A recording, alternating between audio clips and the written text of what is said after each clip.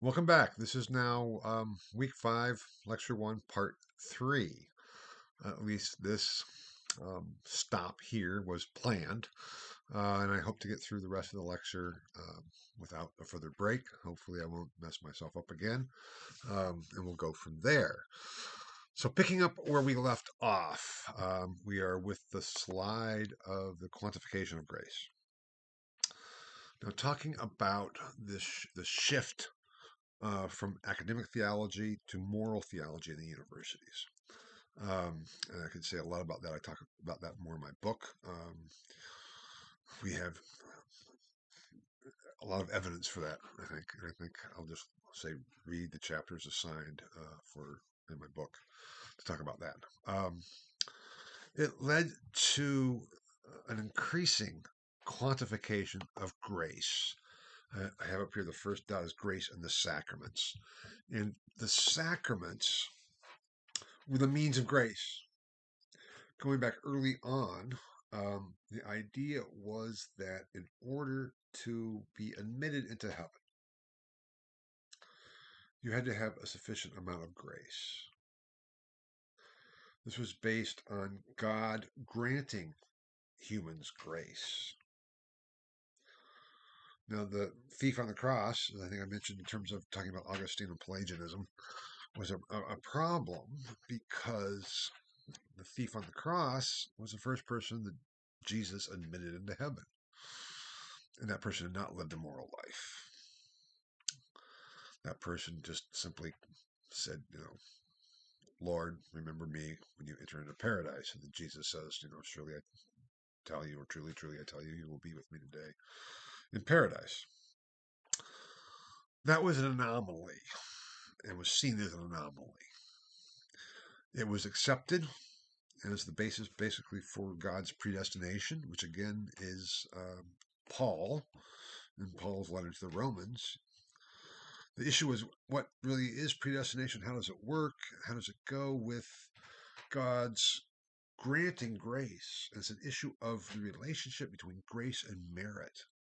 This goes back to that Pelagian issue, which, as I already said, Pelagius' position was condemned in 418, which was basically, it was not denying grace. It was not that we can earn our salvation without grace. Because for Pelagius, creation is grace. Everything, our very life is part of God's grace. It's that issue of what happened with the fall. The fall of Adam and Eve. For Augustine, as I think I laid out, meant that we were in a state of sin. For Pelagius, it meant that the playing field was messed up. So whereas Adam and Eve were in paradise, they had quote unquote an easy time. Afterwards, it's far more difficult, but yet we still have that choice to sin or not to sin. Whereas for Augustine, after the fall, humans can no longer not sin. We're all worthy of damnation. Now, what to do about it? It's God's mercy that then chose, this is from Augustine, but in general, this was the position, to this extent, God in God's mercy reached down and selected or chose, the chosen, the elect, certain people to save, even though everyone's worthy of damnation. And so those people who are saved based on God's grace and mercy. The question is, how do you receive that grace and mercy? And the solution or the answer to that was by means of the sacraments, the means of grace. Now, in the early medieval period, there was debates about what was a sacrament and what was not. I mean, the technical definition of a sacrament is a visible sign of an invisible grace. Everyone agreed that baptism was the first sacrament and primary sacrament. Problems were, what does that really mean? Could is it really true when Jesus says, in answer to the question, Lord, what do I have to do to be saved? He said, well, be baptized and follow me. Again, the thief on the cross wasn't baptized, so how do we handle that? But does that mean if you're not baptized, you go to hell? So what does it mean for babies who die before they're baptized? Do they go to hell? And the strong Augustinian position was yes. Because God's providence is such that if God had willed it and intended it, the baby would have been baptized. That kind of gets into issues that were debated in the 14th century still.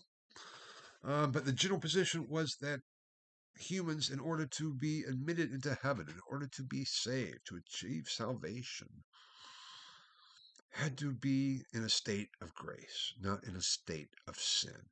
But yet, in the temporal world, it's purely a state of sin. So how does that work? And that is that grace connects those two.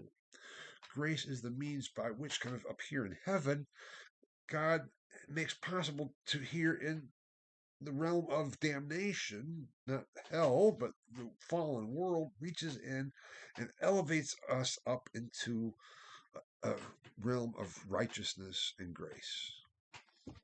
How does that take place? And who is chosen?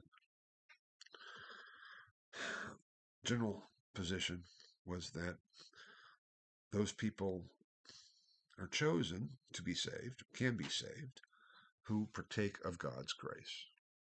God has offered means of grace, the sacraments, and the first is baptism. Now, the number of the sacraments were debated from time to time until 1215 at the Fourth Lateran Council, where it's determined that there are 7 sacraments. There are 7 sacraments. Let's see if I can remember them. Baptism, confirmation, confession, the Eucharist, holy orders, matrimony, and last rites or extreme unction. Those are the 7. Of those 7, you could only be baptized once. You could only be confirmed once. Confession and the Eucharist, you could be repeated as many times. The others were only one-shot deals. You either entered religious orders or became a religious, entering in statu religionis, becoming a monk, or then after the mendicants arose, the friars, or you got married. It's one of the 2 options. Either, so you could only participate in 6 of the 7 sacraments, theoretically, or technically, actually. There were cases of people, widows, who had been married and then died and then entered religious orders, so they had all 7. But you couldn't do it at the same time, obviously. An extreme unction actually could be repeated, theoretically, if you were definitely the priest determined that you were on your deathbed and you really needed to have the last rites, the last sacrament. That could be issued, and then if you recovered, you could have it again the next time you're in that state. But that was a rarity. It wasn't like anytime you get sick, you could just ask for extreme unction and be given it. That was not the way it worked. But those were the 7. Then there were other things called the sacramentals, which were distinct from the sacraments, like holy water is a sacramental. Some religious acts were sacramentals. And those were not the same as sacraments. Those were not absolutely required means of grace, but they were definitely kind of helping to partake in the means of grace. But that gets into technical issues. So the point was to say, okay, well, then how much grace do you need? And that's where this quantification starts really developing, especially after the development and the discovery of the doctrine of purgatory, because that was not always the case. Purgatory was discovered, according to Jacques Le Goff, this great French medievalist, in his book The Birth of Purgatory, in 1175 by Peter the Chanter, a scholar who knew contemporary of Peter Lombard. He was in Paris, a theologian at Paris, the Cathedral School of Paris. And it's the first time where we find reference to purgatory as a place in the afterworld. Before that the idea of purgation was certainly there, the wheats and the tares, the idea that we have to, purge ourselves of our sins and so. But in terms of the afterlife, there's either heaven or there's hell. The problem is, if, could people who weren't maybe good enough for heaven, didn't have enough grace for heaven, is it really fair that they go to hell? I mean, the bad people go to hell. We know that. Adolf Hitler's in hell. Jeffrey Dahmer's in hell. We know that. There's, case closed, no question. No, I'm saying that not because I'm saying that as me. I'm saying that just as an illustration of the type of people that in this medieval concept world, theological understanding, would definitely be in hell without question. But so many of us are neither perfectly evil or bad, or thoroughly evil or bad, or thoroughly good enough, as St. Teresa, for example, Mother Teresa. The saints are in heaven. The absolute sinners are in hell. But most people are a combination of some sort. And so this idea of a third place, a holding pen, so to speak, of purgatory was discovered, developed in the later 12th century, 1175. In purgatory was where souls would go who were not quite good enough yet to be admitted directly into heaven, but weren't bad enough to go to hell. Meaning, if you went to purgatory, that was part of the saved, that you were part of the chosen, you were part of the elect. Because if you weren't part of the elect, you'd just go right to hell. Do not, go to hell. Do not, pass go. Do not collect $200. But if you were part of the elect, but you hadn't confessed all your sins, you hadn't done what you really needed. You weren't bad, but you were not righteous enough, holy enough. You weren't filled with enough grace to be admitted into heaven. You would go to purgatory as a time to purge the sins that you had not completely confessed and done penance for. And this meant that, penance. Let's say you go to confess, say, sin your father, what's your sin? Oh, I coveted my neighbor's horse.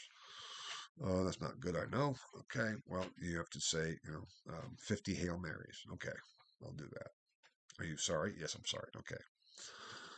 So you're truly contrite. You've confessed orally, which is one of the requirements of confession, oral confession, confessio oris. You have to feel really sorry for it in your heart, contritio cordis, being sorry, being contrite in your heart. And then you have to do penance or, satisfaction, satisfactio operis. So I've received this penance of 50 Hail Marys. And I'm saying, Hail Mary, full of grace, blah, blah, blah. Lord is with you. And I lose count. And let's say I only say 48, but I think I said 50. And then I die. I go up to heaven. Peter opens up the great book of life. Okay, Eric, where are we? Oh, I'm all good. I'm ready to go. No, you missed saying 2 Hail Marys. You were given a penance of 50 Hail Marys, and you only said 48. What? I didn't mean to. Sorry, you didn't fulfill your penance. Okay, well, I can say 2 Hail Marys real quick. Just give me a second. I'll say my Hail Marys, and then I can go. No. We're talking about eternity here. We're not talking about in your life. You're going to have to spend 5,000 years in purgatory. What? Yeah, that's what happens. Damn. Okay. Well, there you go into purgatory. Now, that's obviously a made up case, but it was that way in that if you were insufficient in having fulfilled your penance, you would spend time in purgatory. And purgatory time was very different than earthly time. So we're talking about thousands of years. Now, don't ask me. Well, you can ask me, but I can't tell you. If we're talking about eternity, how do we deal with thousands of years? It's difficult. But anyway, the point being, I don't know if there was some kind of an equation, but it was quantified. It was quantified that you have to spend so much time for so much penance that you did not fulfill. Or even if you hadn't confessed, if there are sins that you hadn't confessed and even begun to do penance for, you have a lot more time in purgatory. And we have then literary descriptions of these places, beginning with the vision of Tungdal in the 12th century. I talk about this in my Lutheran Reformation of the Middle Ages, chapter 1, vision of Tungdal. And then, of course, Dante, the Divine Comedy, with hell, purgatory, and heaven. A threefold afterlife rather than a twofold afterlife, which that only is developed in the later 12th century. Then the theory behind it develops further in the 13th century until we get to Dante. And so, now with that comes then further anxiety. Because, how do I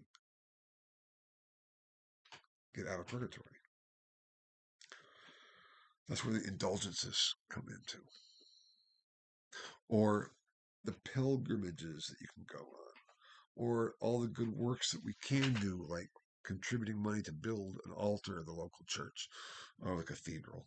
All these times could take off time in purgatory if we do more than is needed. So if I had been given 50 Hail Marys to say, let's say I said, I'm going to say 100. Cool. Say 100. So I say 100. That too is banked to my account. It's a credit.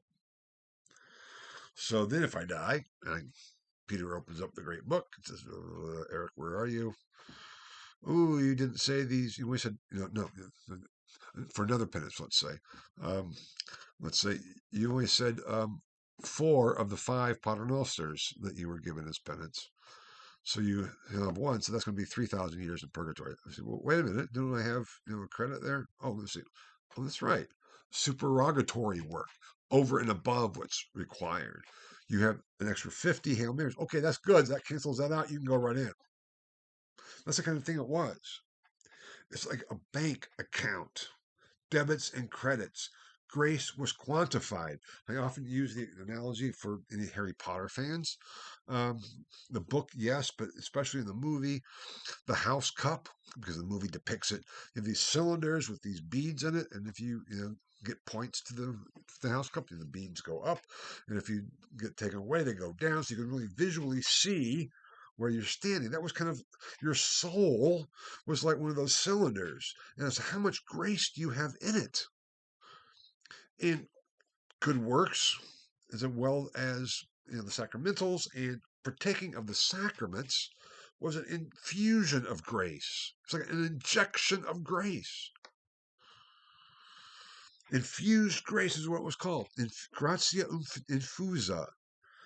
That's what the sacraments offered you. And that would be, oh, I'm pretty full of grace. What does that mean? Full of grace? Mary is full of grace. I'm not. Well, actually, for me, I'm not.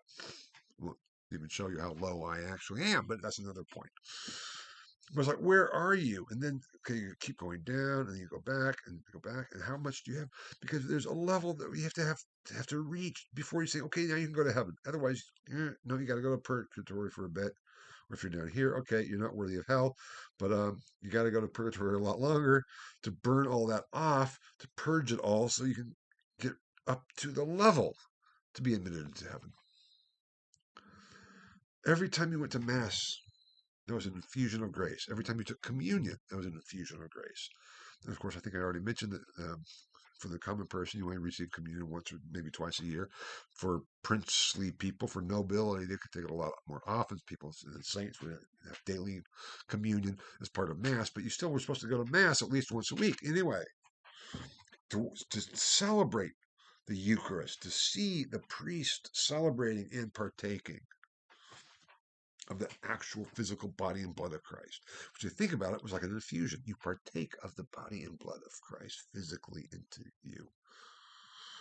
And with baptism, you're sprinkled or immersed, but it doesn't really matter one way or the other, is washing away original sin.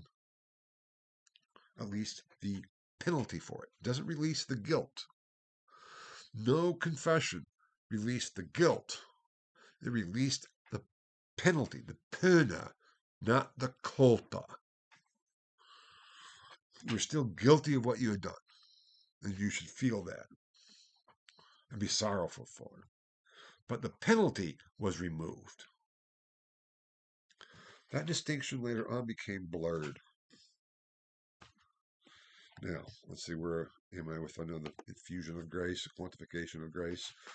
Okay, I'm going to talk about the treasury of merit, then I'll come back to justification and sanctification, if that's okay.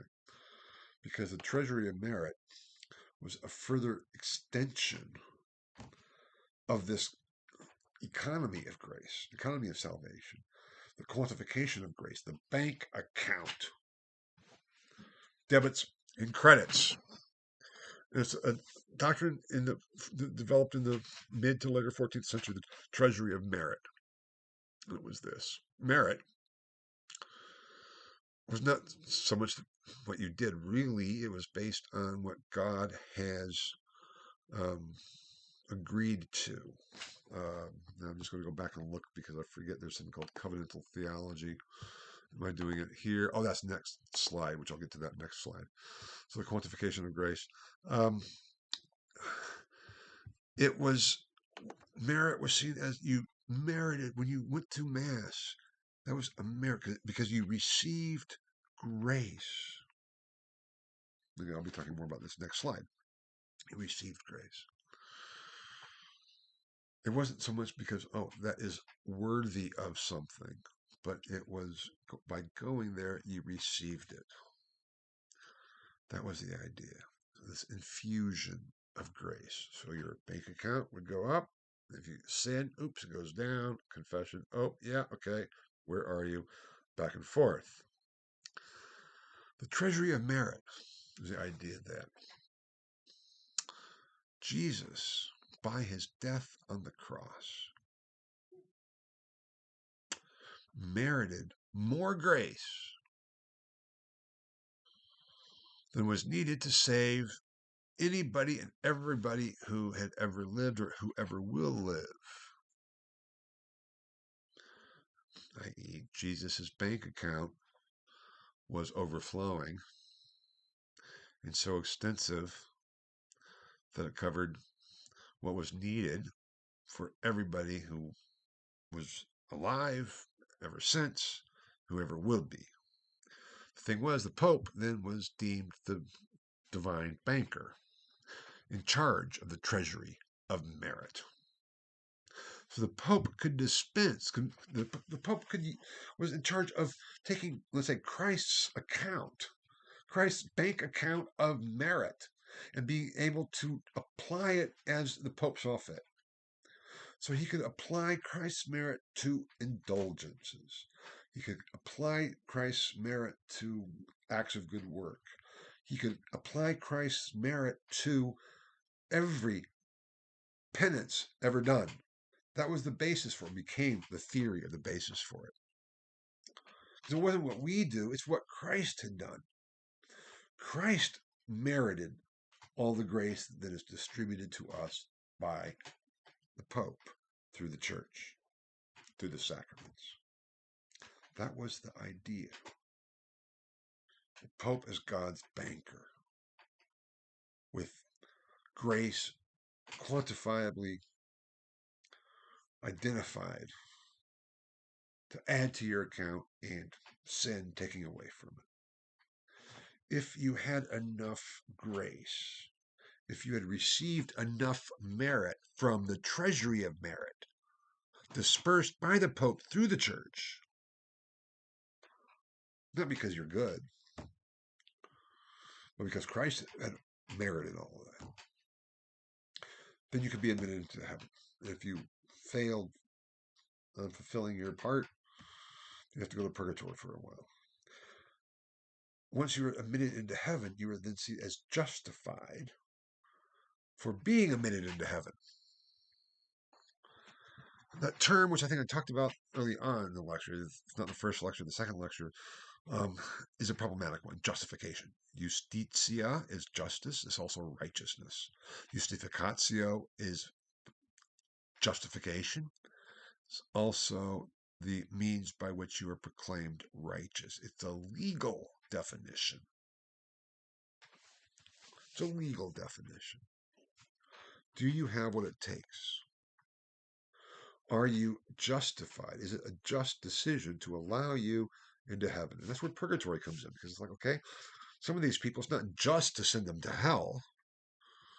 So we'll make purgatory so they can, burn all that stuff off so they can become worthy or justified for being admitted into heaven. That's what it means. On what basis are we admitted into heaven? That is justification. It's also righteousness, because you have to be righteous to get into heaven. And justitia is both righteousness and justice. In Latin, it's the same term. That concept of justice and righteousness, because righteousness is being right. What is being just is what is right in English. That's the process of justification. This theory of infused grace, based on God's grace, based on God's predestination, there becomes this whole understanding of how does the system all work? And what does that have to do with something called sanctification? If justification, the process by which we become righteous enough to be justly, rightly admitted into heaven, justified to be admitted into heaven. And we have sanctification, which is the process of becoming holy. Being holy, saints, a saint, sanctus, is holy. Holy and saint are the same thing. It means set apart. We are holy. We are sanctified. We become saints. I mentioned about Jordan of Quedlinburg's position that every Christian should be a saint. Every Christian should be holy. Sanctification is the process by which we become holy, which is the means then for us becoming justified. The relationship between justification and sanctification is the all-important relationship. Because do we need first to be sanctified in order to be justified? Or if we're not justified, how can we become holy? What's the relationship? That was the debate. And in the late medieval theological world, the Augustinian position was that first we are justified. Why? Not because of the treasury of merit or anything else, but because of God's predestination. And that is the basis for sanctification. Now, we still have to become holy. It's almost like there's a twofold justification in the late medieval Augustinian position. We have to be justified in order to be, or as Giles of Rome said before Luther, a little known fact, Giles of Rome, the first Augustinian chair of theology back in the later 13th century, said that it's, only a good tree produces good fruits. You have to become a good tree first before you can do good works. So you have to be justified before you can do good works of sanctification. Luther will say exactly the same thing, which is different from Aristotle's view. We'll get to that when we get to Luther. But for Aristotle, how do you become good? By developing a habit. If you keep working at something and practicing something, you get better and better at it. And finally, we can say you can do it. If you start saying, okay, I'm going to practice in order to develop a habit of smiling at people, that would be a good thing. That would be something that would be part of my sanctification. So instead of grimacing or just being focused on myself, which is for me what I always do, I'm going to practice the virtue of kindness and smiling at people. Now, first it's going to be difficult, but the more I do it, the better I get at it, and then I become kind. Whereas the Augustinian position was, yeah, but if you are not kind to begin with, you can't even begin to do it. That's going to be important because that's the same position that Luther had. Now, there are differences, and we'll get there when we get there. For the Franciscan tradition especially, but somewhat for the Dominican too, it was the other way around. You had to be first sanctified before you could be justified. Sanctification led to justification, whereas from the Augustinian position, justification was the basis for sanctification. How do you live your life? Now, those are some of the issues. And the conflicts and the distinctions. You say, yeah, but isn't this getting all messed up with theological issues that for the most people don't work? It's like, well, yeah. And it was realized. And so they started saying, okay, we have to figure out how we can help people navigate this instead of the intricate theological and philosophical and scriptural, biblical, textual arguments for this relationship between sanctification and justification. Because people are sitting in the pews. If we start arguing about, oh yeah, this is what makes for one to be sanctified and justified, and how they all relate with in terms of the, God's merit and grace and what it all means, and kind of add things up by equations in our economical, almost business model of salvation. People are saying, "What? How do I? What am I supposed to do? How do I live?"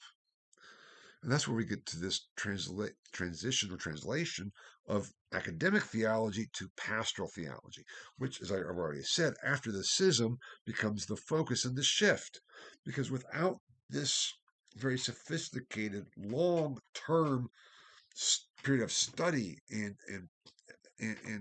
working at it in terms of learning all the tradition, all the different positions.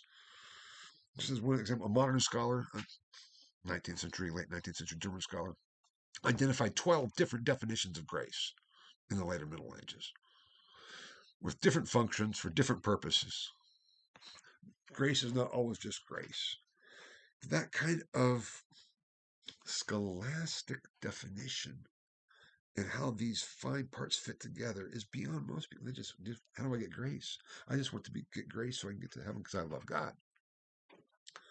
Well, that focus then with the lowering of education and this desire, especially when everything is going to hell, when we know, the last days are at hand, and when we hear preaching and we read treatises or hear about treatises are read to us, we're talking about, the ultimate urgency because the last days are at hand. What do we do?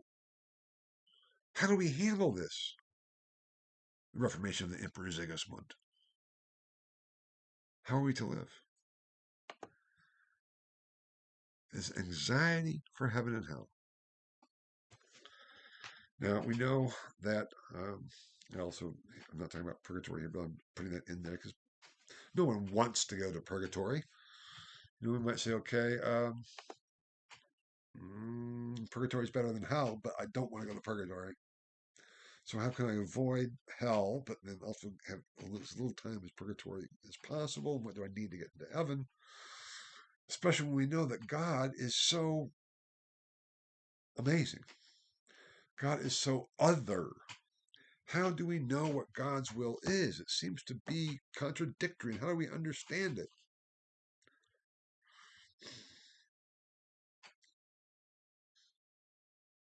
God can be fickle if you read especially the Old Testament.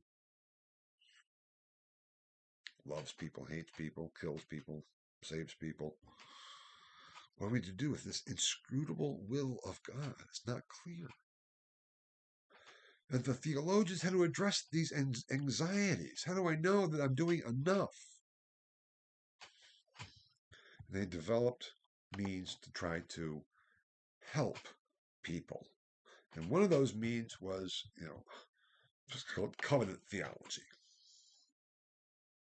Covenant theology. Yeah, God in the scriptures in the Old Testament, Christian Old Testament, he creates humans and everything, and then they screw up, and he says, I really got this. I really messed it up, man. I regret that I ever created humans. I'm going to get rid of them. I'm going to just drown them out. No one ever stops to say, well, if God is God, if God created everything, why couldn't God just simply uncreate. Just poof, you're gone. But no, God wanted to have a flood to wipe them all out, be dramatic. So God does that, but damn it, Noah gets out of it. And then God is sorry. I'm sorry. I'll never do this again. I promise you.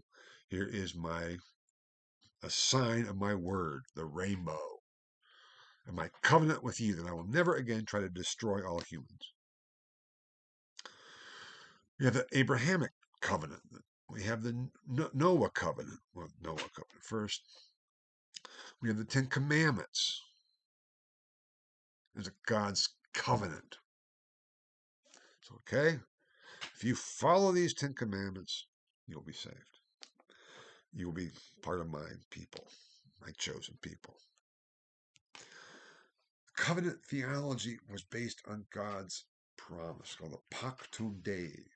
That God made this agreement, signed a contract, a pact,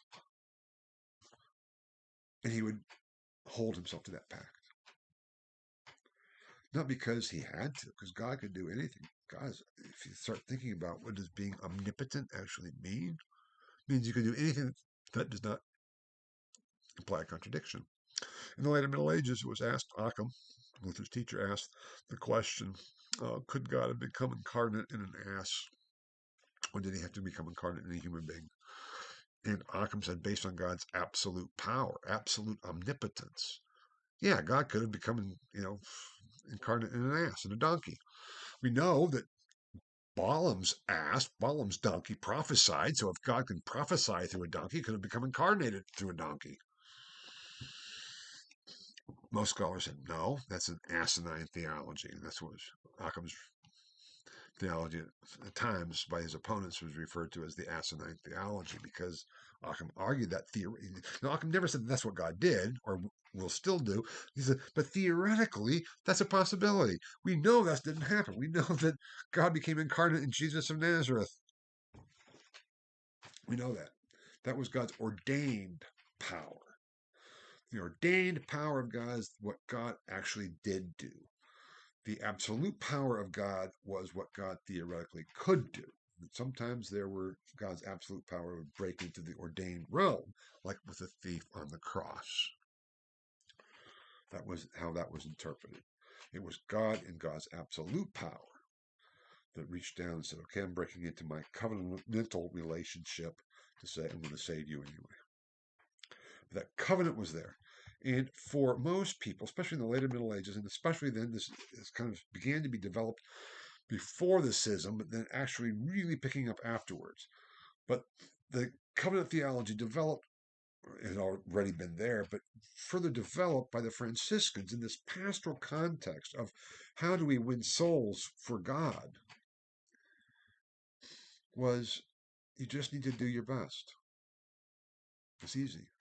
God is a loving God. You don't have to do something extraordinary. Just do your best.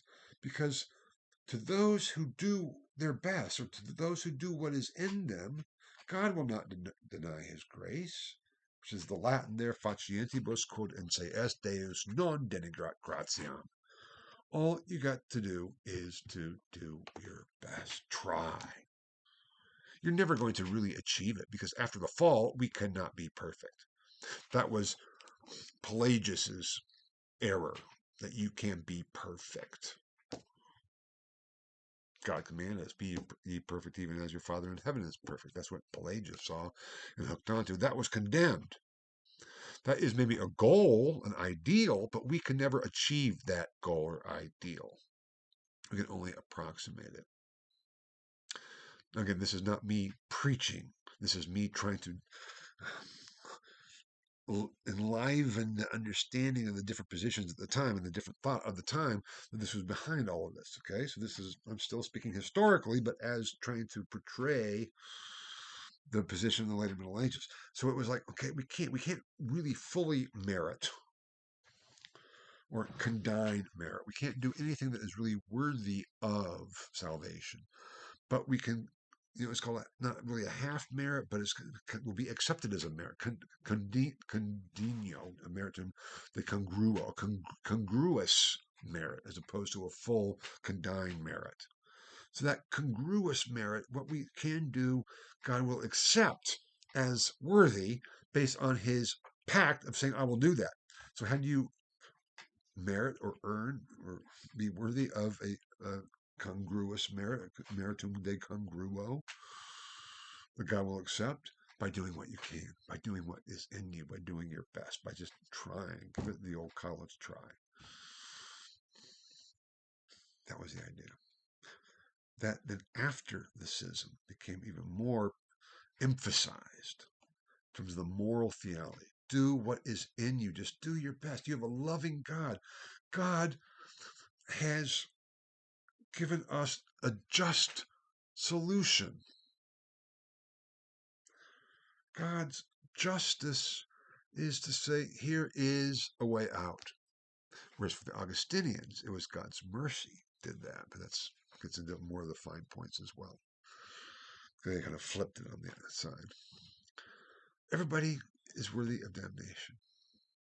But God in his justice, or for the Augustinians, God in his mercy, has provided a way that even though you're not worthy, you can still be deemed worthy by doing your best and trying. How do you do that? Partake of the sacraments. Listen to your priests. Follow through the best you can on your confessions.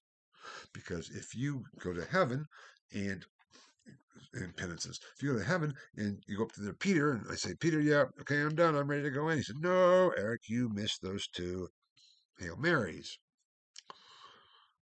Now, if I had said them, because this would have been noted down in Peter's book too, if I had said, okay, I'm tired. He's not going to know if I get 48 or 50. Don't even care. It doesn't matter. That's going to be worse and more time in purgatory than if it was a simple mistake. I really should have to do my best and try. I can't kind of blow it off or make excuses. That was going to be the problem. And that whole approach of doing what that is very much the sanctification as the basis for justification.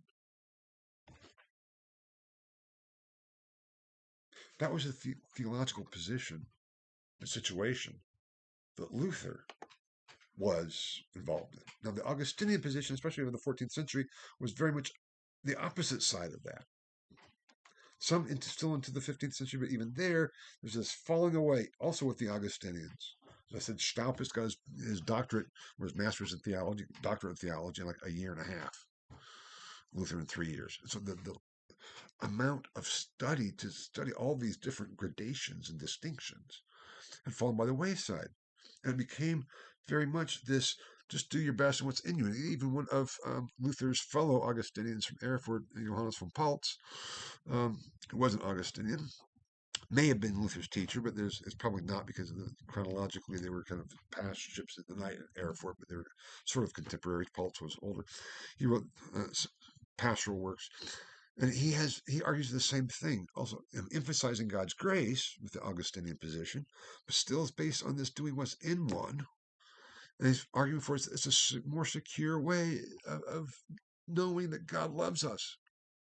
This was what Luther was taught. And Luther's problem was, how do you know you're doing your best? I'm trying. And we'll get this when we talk about Luther next week. I'm trying. But how do I know I'm doing my best? When have I done enough? You have a final exam in this course. You also have the text analyses. But the final exam, how do you know if you've done enough? Let's say, pretend, I would say, okay, I will give an A to every student who does their best on the final. Forget about actually writing something that's meritorious of an A. If you just try your best, I will give you an A. Great, right? I'm not going to do that, don't worry. But the point is, what's your best? How do you know that you've done your best? Have you done everything that you possibly can? Have you really done what's in you that you can do? Well, I studied for 2 hours a day. I had other things I had to do too. Is that your best? Really? or could you have done more? Problem is, you can always do more.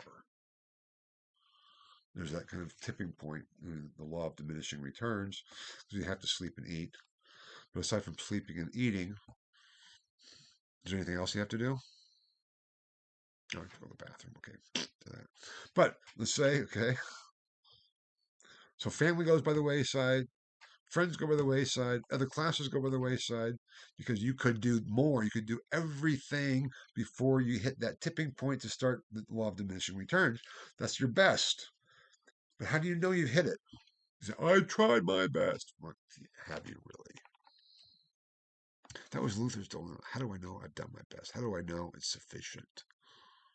Because if it's not, I'm screwed. Because God will not deny his grace to those who do their best and do what's in them. But if I haven't done what's in me, if I haven't done all that I possibly can do, then God will deny God's grace to me, and I go to hell. That was Luther's angst. But we'll deal with that when we get there. Okay, that kind of sets the stage. Justification and sanctification. And this was the theology that was also being preached and taught to the people. It was still part of the university theology, even with the shift to the focus on moral theology. This also then was taught to the people in the parish clergy. I'm going to try to keep this short, theology in the parish clergy, because I know I'm already going further than I thought, but this is also going to be important. So I'm going to abbreviate, even though it's so fun. And I may have referred to this before, mentioned this before. The level of education of the parish clergy in the later Middle Ages, the common parish clergy. I'm not talking about the cathedrals. I'm not talking about the princely courts and chapels and things. I'm talking about the rural country parishes, which is the most part. The level of education was very low indeed. You didn't have to go to university. Now, if you had a little bit, great, but you had to basically know how to read the Mass in Latin was about the only qualification you had. Beginning in the 14th century, going on into the 15th century, there began to be more concerted efforts to say we really need to educate the parish clergy, because there's a real problem here. What is being taught people? Because if people are being taught what's wrong, how are they going to know how to live their Christian life? How are they going to know what is right from wrong? What is orthodox from what is heretical? Because all these ideas are going around here, some of which are really heretical. It was a lack of understanding and knowledge that led to people condemning the Jews and accusing the Jews of the plague, because they were dying all over it too. That was just lack of education. How do we understand? There was also lack of education, of course, from the clerical position. That the clergy had failed, whipping themselves. That was not right. The church still is the means of grace. And outside the means of grace, outside the church, there is no salvation. Period. That was the phrase. Outside the church, there is no salvation. So we need to teach people. Now, the Herman of Schildesche, I think I mentioned him in a previous lecture, and I'll try to keep this short. But he was an Augustinian hermit, OESA, and he composed his Speculum Manuale Sacerdotum, which was basically a handbook for the simple parish priest. This is a work, never been edited, never been translated.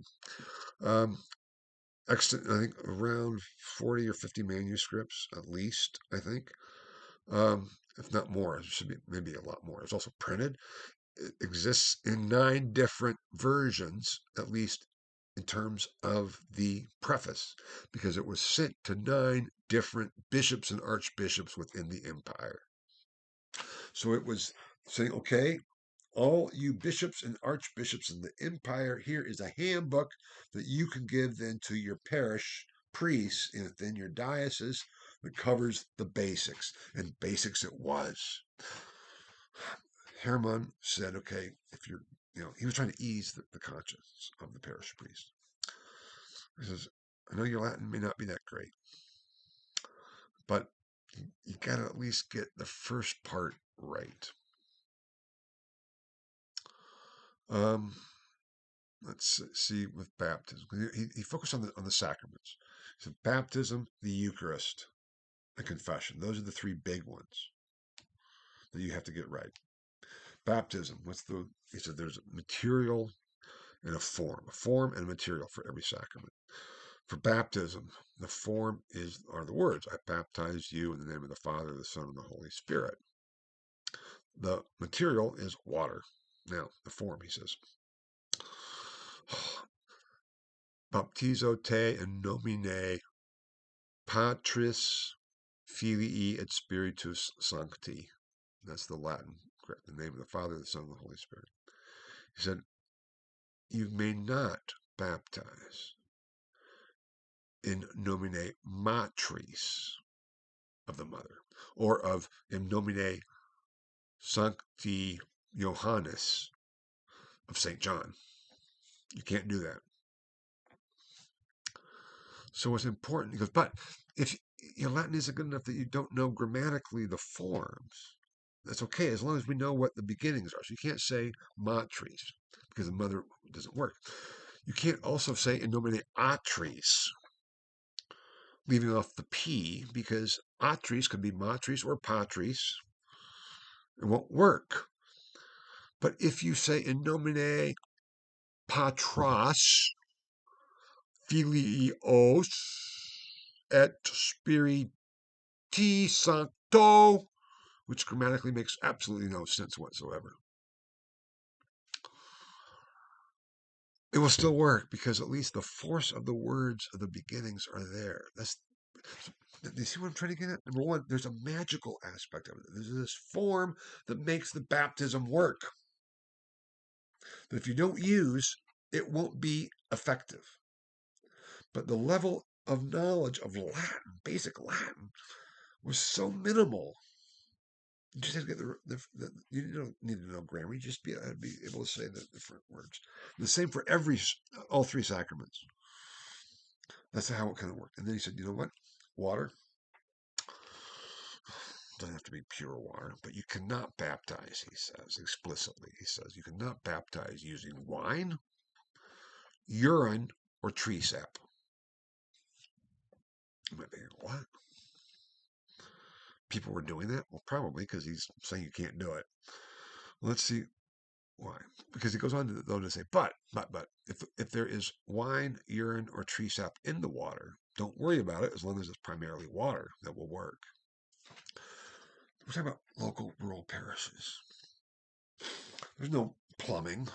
You have to go to the well to get the water. So let's say you're not ready to have a baptism, you're a local parish priest, and you forgot to get the water from the well. What do you got to do? Oh, God, it's supposed to start. Well, I'll just go and take a leak and use that. No, that won't work. Okay? No, we can't use the wine to baptize. So you have to go to the well. Now, the well is center of the village.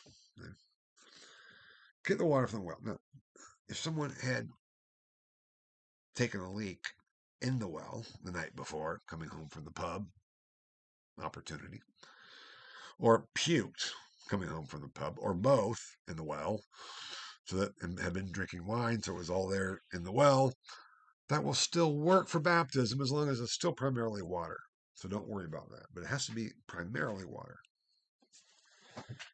That's the level that he was addressing for for 9 different bishops and archbishops. I forget how many. If there's 5 and 4, 3 and 6, or whatever it was. In the empire, that's what he's dealing with. Saying this is what your simple parish priest needs to know, because he does that for you, the Eucharist, for baptism, the Eucharist, and confession, and all kinds of other fun stuff that I'm not going to take the time to go into. You can ask me, and I can maybe see about even doing an additional lecture more on Herman Speculum.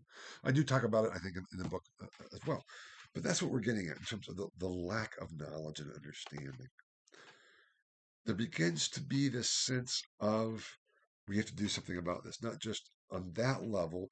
We need to start as we go on into the later 15th century, increasing the understanding of the parish clergy, increasing the education of the parish clergy.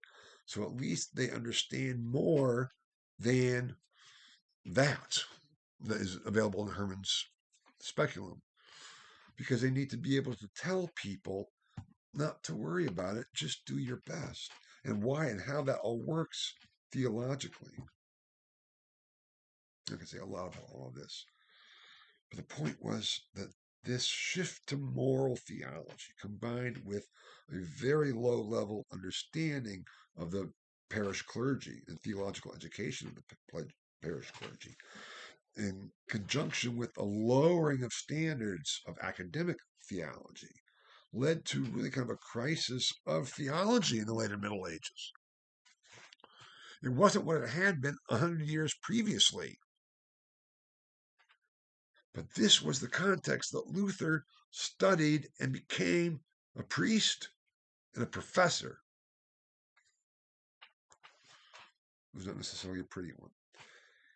In a context of this apocalyptic expectation, the feeling that the world is going to hell literally any day, the last judgment, the trumpets will sound and it's over.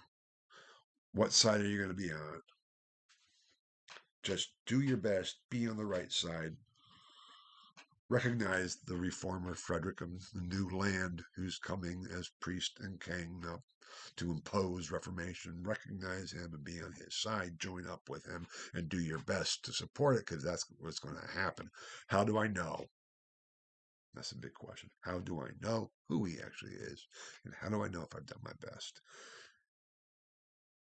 Is my salvation is at stake. My eternal salvation, which is far more important than my physical condition. That was the anxiety of the age. That was the context of Luther. And we'll see more about that beginning next week. But first, I will give an abbreviated lecture on the Renaissance and humanism for the second lecture of this week. And so I will try to figure out what I will do about that, what I may do, because I have the PowerPoint presentation for the week 5 lecture 2 is already posted. Part of me is reluctant to completely change that and repost it. So what I think I may do is post the abbreviated form of that. And if you have any interest or concerns about the more expanded version of it, you can ask me and we can go from there. But it also is important for understanding the context of Luther, which we'll be getting to then next week. And my apologies for going on so long here, but I hope you will see the importance of it, if not already right now, as we move into to begin to talk about Luther next week, after we talk about humanism and the Renaissance and all of that. So thank you for your patience, and I will be back before too long with lecture 2 of week 5, an abbreviated version thereof. Thank you so much. Bye-bye.